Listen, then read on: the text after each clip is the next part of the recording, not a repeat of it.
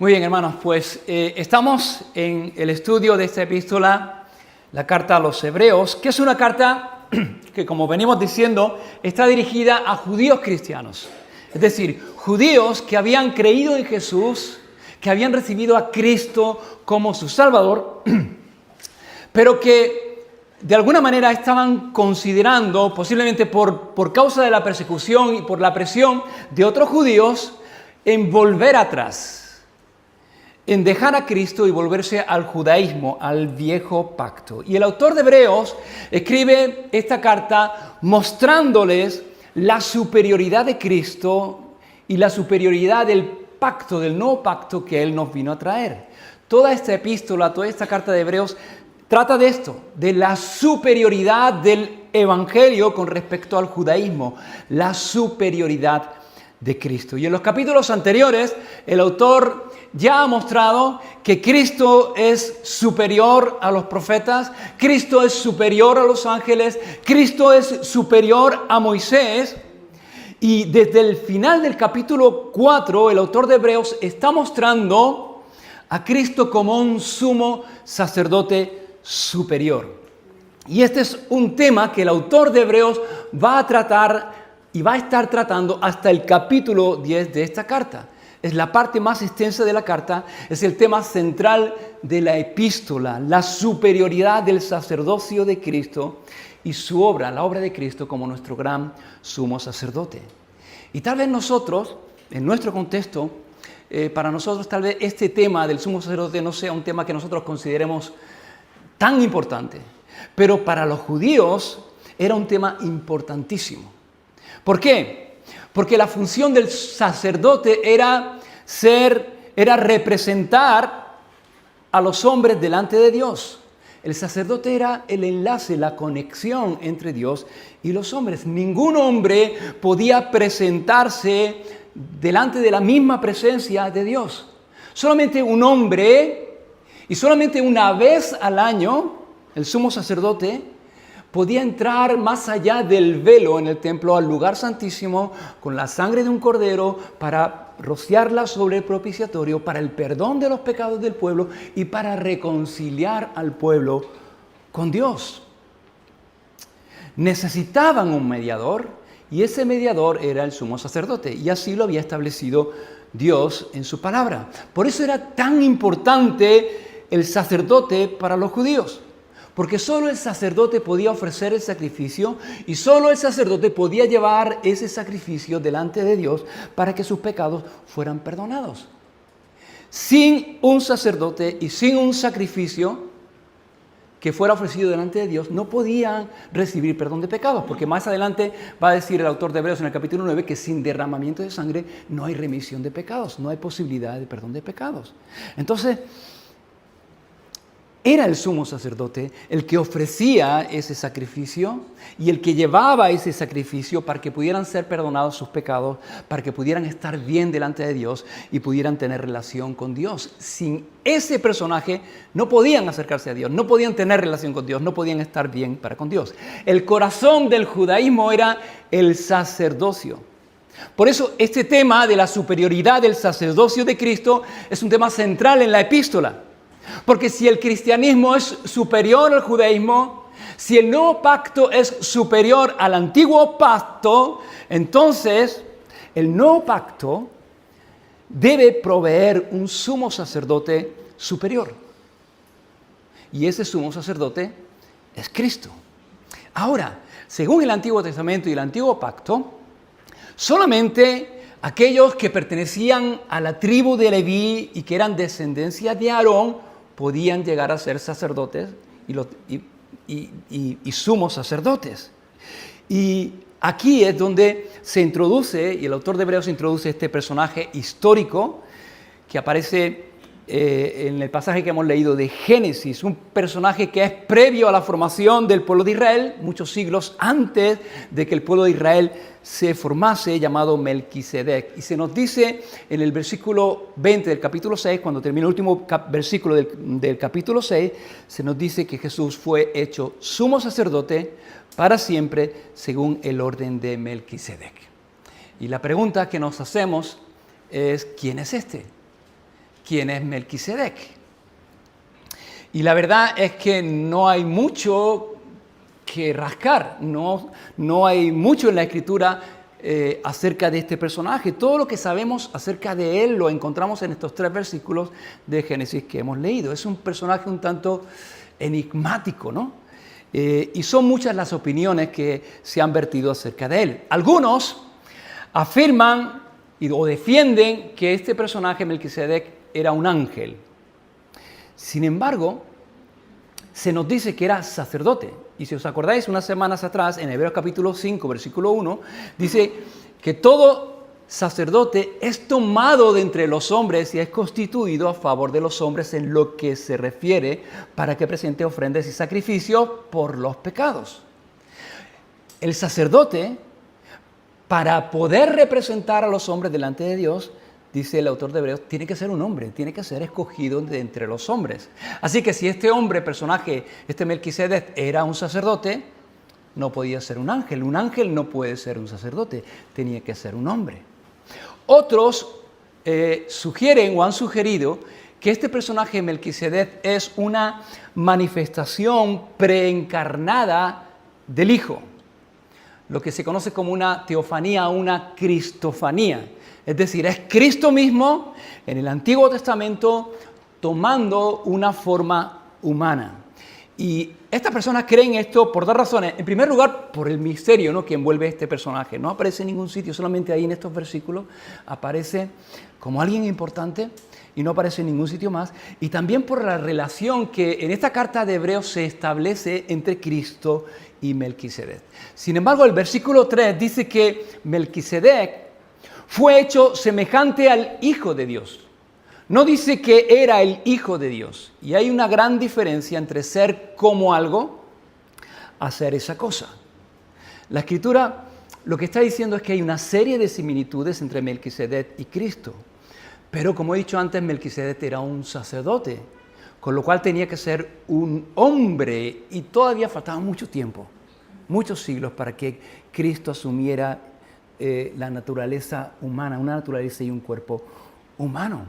Además, este pasaje nos dice que era un hombre conocido porque era rey de Salem, que era una ciudad cananea de ese tiempo. Y la verdad es que no es concebible que Cristo mismo viviera en un tiempo determinado en este mundo y como un rey de una ciudad real en este mundo con apariencia humana antes de su encarnación.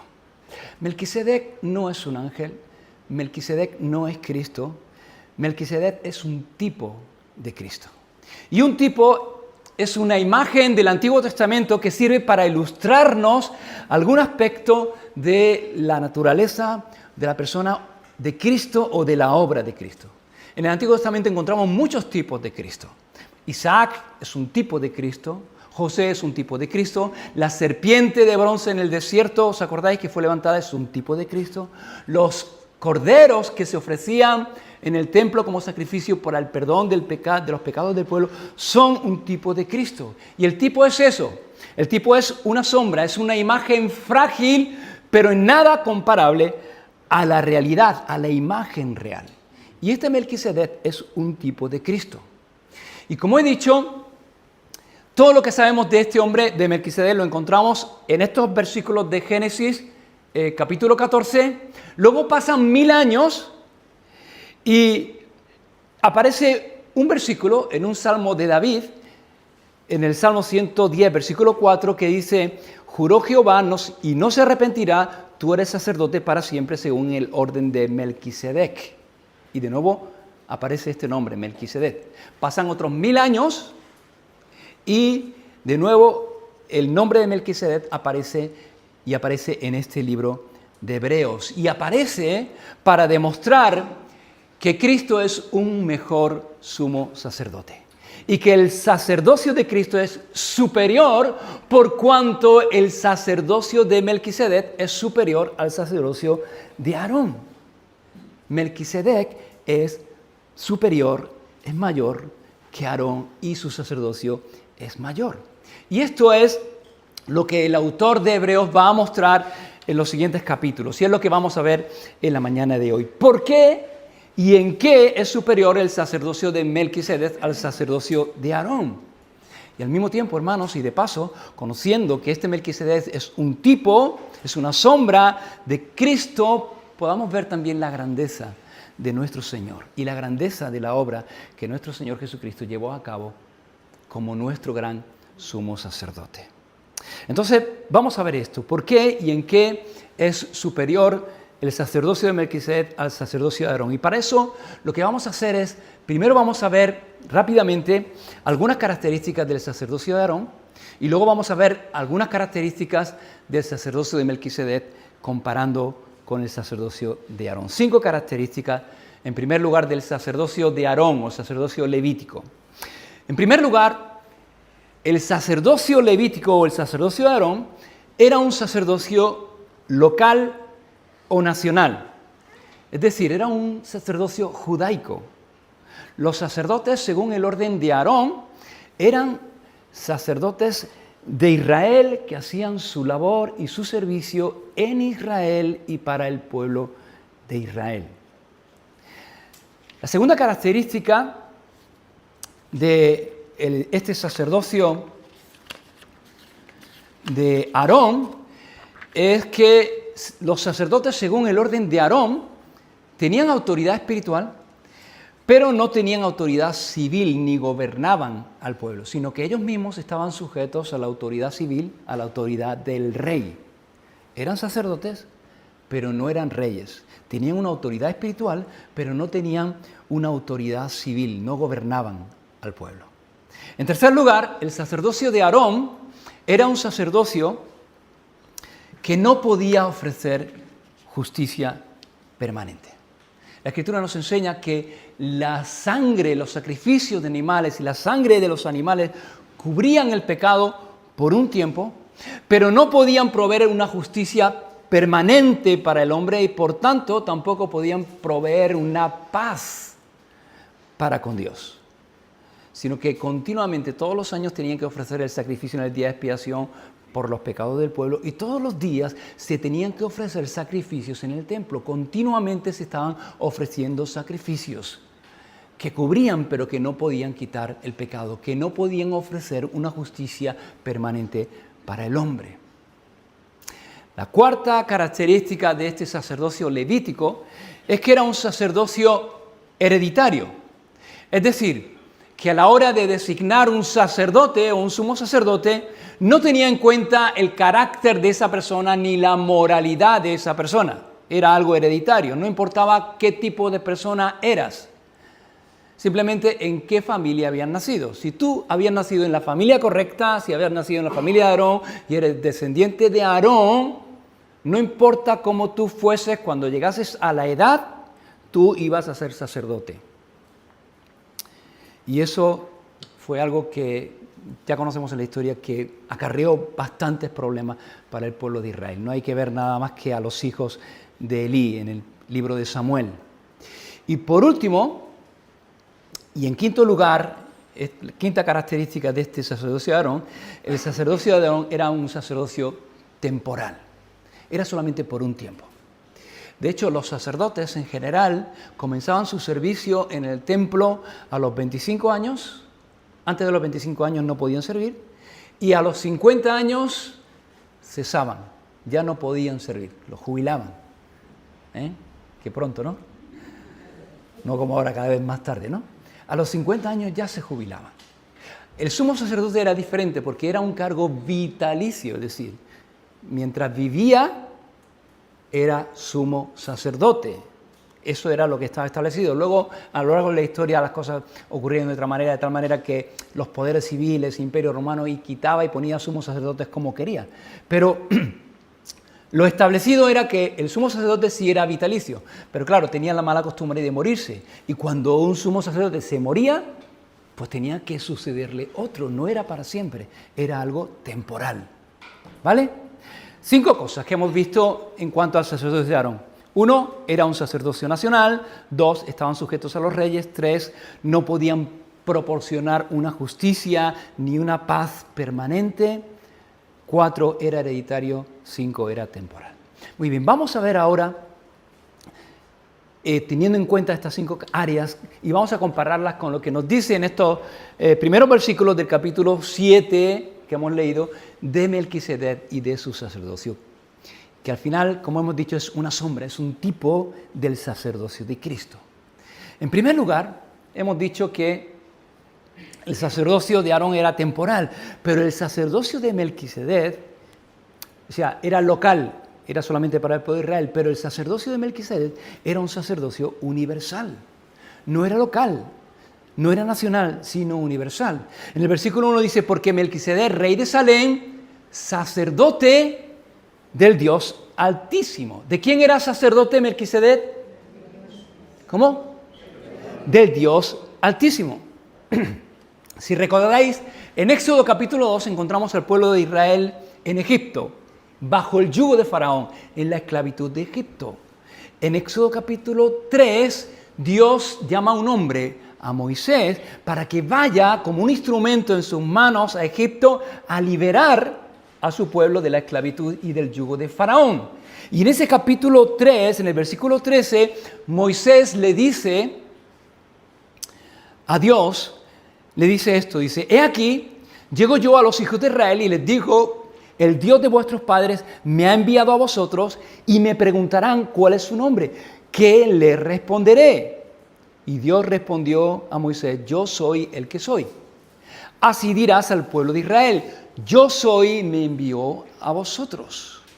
Entonces, cuando Dios va a tomar a Israel para formar un pueblo, una nación para sí, Dios se revela a Israel como el yo soy, que en hebreo sería la palabra Yahvé o Jehová.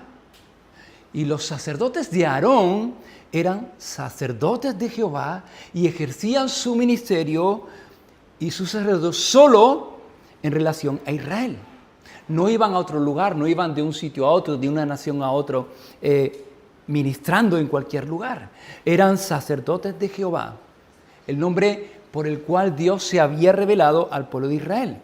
Ahora, dice aquí que Melquisedec no dice que fuese sacerdote de Jehová, entre otras cosas porque Dios no se había todavía revelado con ese nombre. Dice que era sacerdote del Dios Altísimo, el Elión. Y este es un nombre con el que Dios no solamente se reveló a Israel, sino que se reveló a todos los hombres, al judío y al gentil. Así que mientras el sacerdocio de Aarón se relaciona solamente con el pueblo de Israel, el sacerdocio de Melquisedec es mucho más amplio y se relaciona con todos los hombres, judíos y gentiles. Y cuando el Espíritu Santo en el libro de Hebreos nos dice que Jesús es un sacerdote según la orden de Melquisedec, lo que está diciendo, hermanos, es que el ministerio de Cristo y la obra que Jesús hizo no es solamente para los judíos, sino para todos los hombres. Porque Él no solamente es el Mesías de Israel, es el Mesías de todo el mundo. Y la obra y el sacrificio que Él ofreció como sumo sacerdote no lo hizo solamente por los pecados de Israel, sino por los pecados de todos los hombres.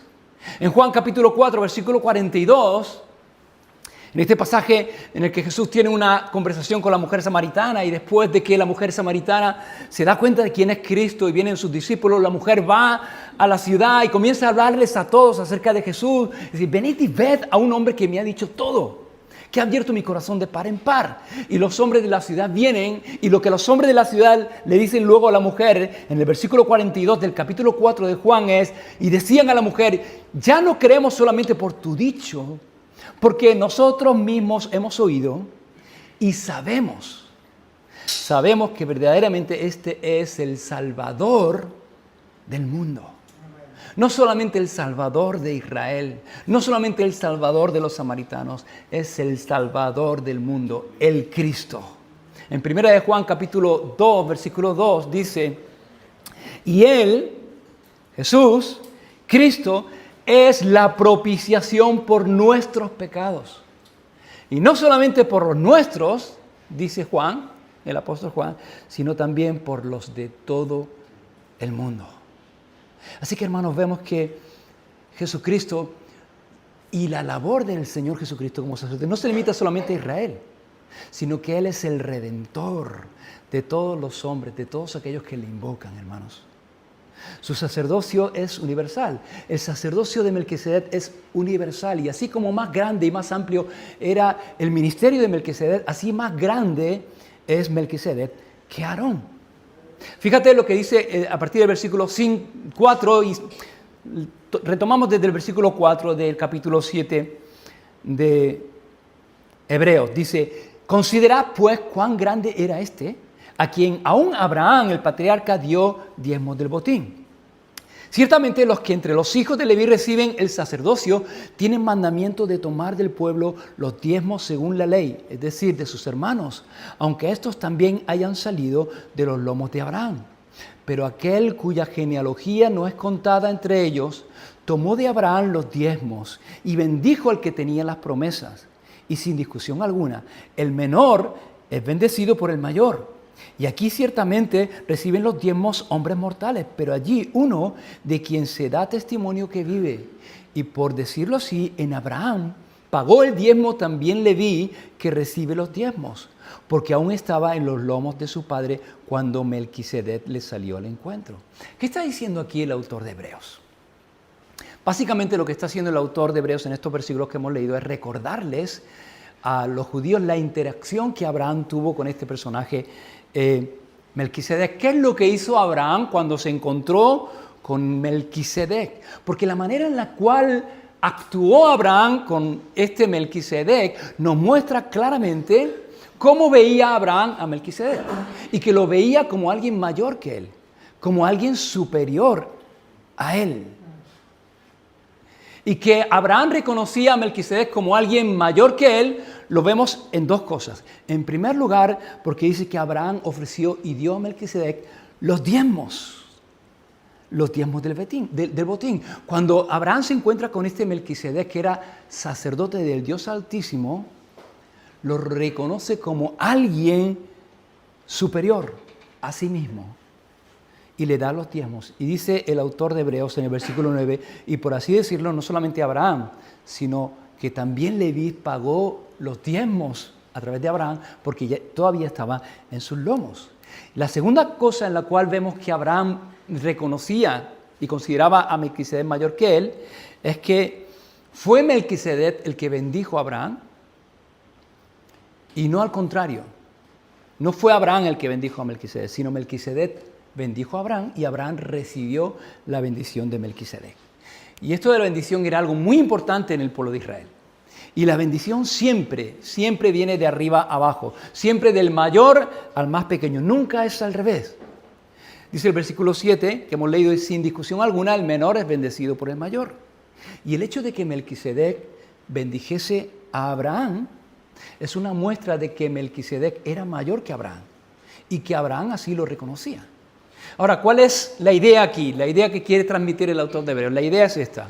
Abraham es más grande que Leví, porque Leví procede de Abraham. Abraham es más grande que Leví, es más grande que Aarón. Pero Abraham reconoce a Melquisedec como mayor que él mismo, por lo tanto, Melquisedec es mayor que Aarón. Y por lo tanto, el sacerdocio de Melquisedec es mayor que el sacerdocio de Aarón. ¿Y por qué es importante esto? Porque aquí se nos dice que el sacerdocio de Cristo no viene según el orden de Aarón, sino según el orden de Melquisedec.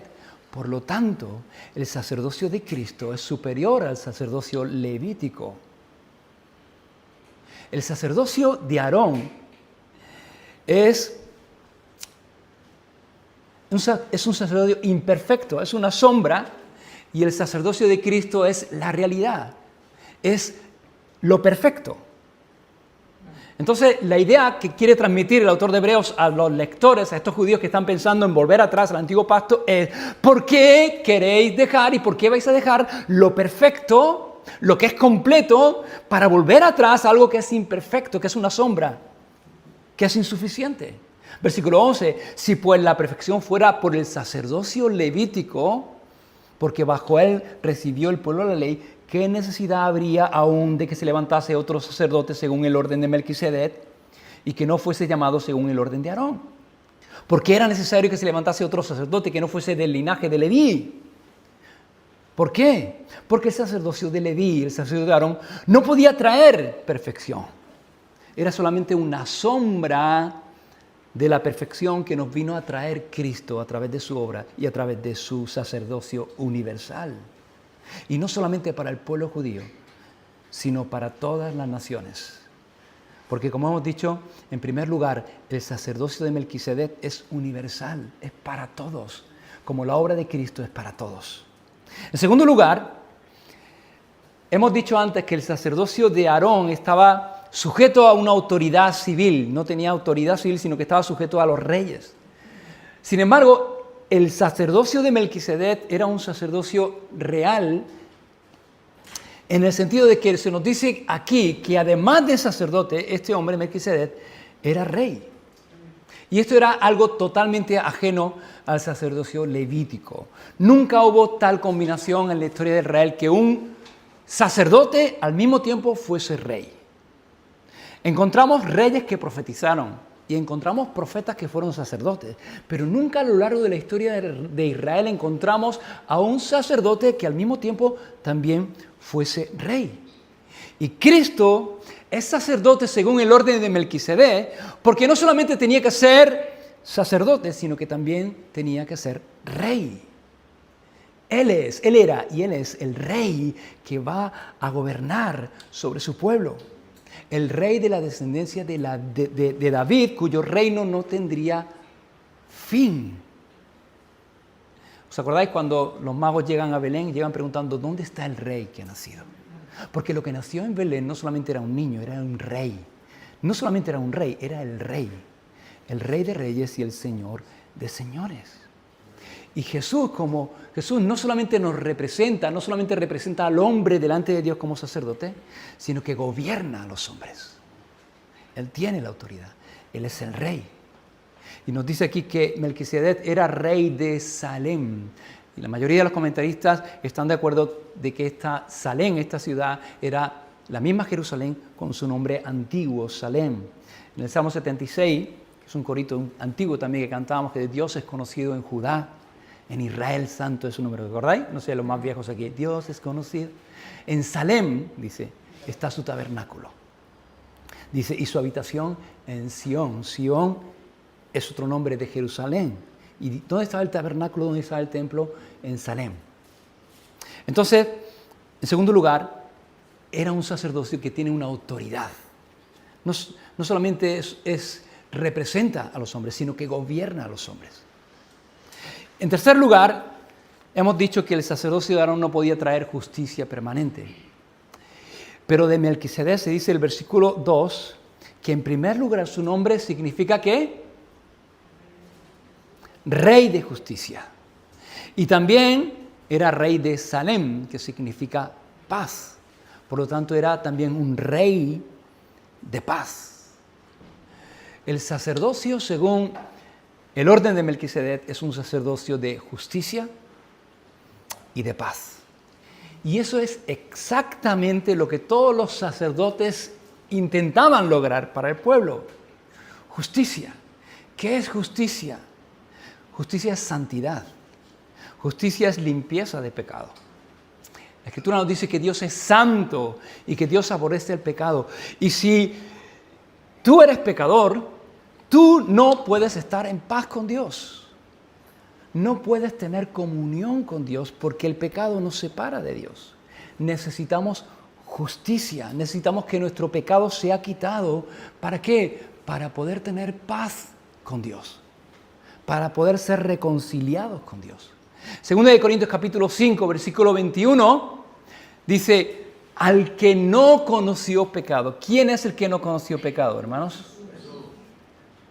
Jesús. Al que era justo. A Jesús, dice, por nosotros lo hizo pecado. No lo hizo pecador porque Cristo nunca pecó. Pero dice que lo hizo pecado. ¿Para qué? Para que nosotros fuésemos hechos justicia de Dios en Él. Jesucristo nos proveyó de justicia. Nos dio justicia. Nos ha dado su justicia. Y dice en Romanos capítulo 3, versículo 24, que somos justificados gratuitamente por su gracia. ¿Cómo? Mediante la redención que es en Cristo Jesús. Somos justificados, declarados justos gratuitamente por su gracia mediante la redención que es en Cristo Jesús. ¿Cómo? A través de la fe.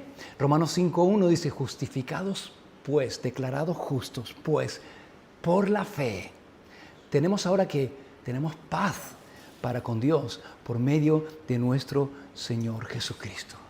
Cristo, como nuestro gran sumo sacerdote, nos ha provisto justicia a través de su muerte, muriendo por nuestros pecados, el justo por los injustos. Y por medio de esa justicia, ahora tú y yo podemos tener paz.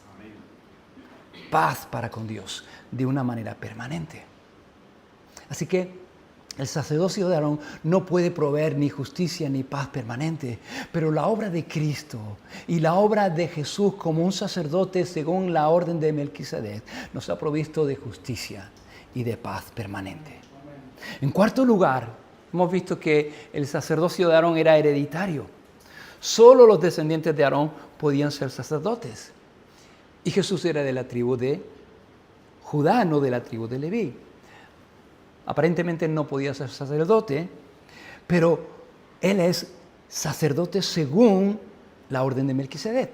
Y Melquisedec no es sacerdote por herencia, sino es un sacerdocio personal. Es un sacerdocio por carácter. Dice el versículo 3, sin padre, sin madre, sin genealogía. ¿Qué significa esto? Esto no significa que surgió así de manera espontánea, no que fue creado como Adán, que no tenía padre o madre. Lo que está hablando y está haciendo referencia al relato bíblico de que no hay una indicación, no se nos dice nada en la Escritura acerca de dónde venía, cuáles eran sus ascendientes, cuál era su genealogía, quién eran sus padres. No se nos dice nada de esto.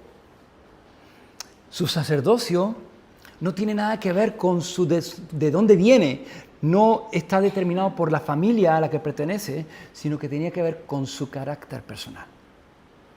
Vivía una vida que agradaba a Dios y por eso fue constituido como sacerdote. Y el sacerdocio de Cristo es un sacerdocio de carácter personal, no es por genealogía. Es sacerdote y pudo ser sacerdote porque vivió una vida que agradaba a Dios, una vida de santidad. Primera de Juan capítulo 3, versículo 15 dice, sabéis que Él apareció para quitar nuestros pecados y no hay pecado en Él. Vivió una vida de justicia, una vida sin pecado y por cuanto no cometió pecado, Él pudo morir y pagar el precio de nuestros pecados. Y en quinto lugar y en último lugar, hemos visto que el sacerdocio de Aarón es un sacerdocio temporal. Pero en cuanto a Melquisedec y su sacerdocio, el versículo 3 que hemos leído dice que no tiene principio de días ni fin de vida. Y de nuevo, no está diciendo aquí que este hombre no muriese. Simplemente está haciendo referencia a lo que encontramos, a lo único que encontramos en la Biblia acerca de él. Y en el relato bíblico, tal como aparece, desaparece. No se nos dice ni quién eran sus padres, ni de dónde viene, pero tampoco se nos dice cuándo murió, ni cómo murió. De Aarón conocemos, y se nos dice en la Escritura, claramente sabemos con toda nitidez quiénes eran sus padres, de dónde viene, y también claramente se nos relata su muerte, cuándo murió y cómo murió. Pero de este Melquisedec no se nos dice nada. Solamente aparece vivo. Vivo. Y por eso el sacerdocio según el orden de Melquisedec no tiene límite en el tiempo. Solamente aparece vivo y no está limitado en el tiempo. Y el sacerdocio de Cristo de igual manera no está limitado en el tiempo, sino que es un sacerdocio mientras viva. Los sumos sacerdotes eran sacerdotes mientras vivían, pero como he dicho antes, tenían la mala costumbre de morirse y tenía que sustituir los otros. Pero resulta que Cristo vive para siempre. Él ya ha muerto por nuestros pecados, ha resucitado y ahora Él vive para siempre. Él es eterno. Versículo 15 del capítulo 7 dice, y esto es aún más manifiesto Si a semejanza de Melquisedec se levanta un sacerdote distinto, no constituido conforme a la ley del mandamiento acerca de la descendencia, sino según el poder de una vida indestructible. Pues se da testimonio de él, tú eres sacerdote, ¿para cuándo? Para siempre, según el orden de Melquisedec. El sacerdocio de Cristo es para siempre, es eterno. Versículo 22. Por tanto, Jesús es hecho fiador de un mejor pacto. El nuevo pacto es superior al antiguo pacto. Los otros sacerdotes llegaron a ser muchos debido a que por la muerte no podían continuar. Pero este, por cuanto permanece para siempre, tiene un sacerdocio inmutable, que no cambia, porque Él no muere, Él es eterno. Y como sacerdote eterno, hermanos, ofreció por nosotros un sacrificio eterno que tiene un valor eterno. Versículo 25.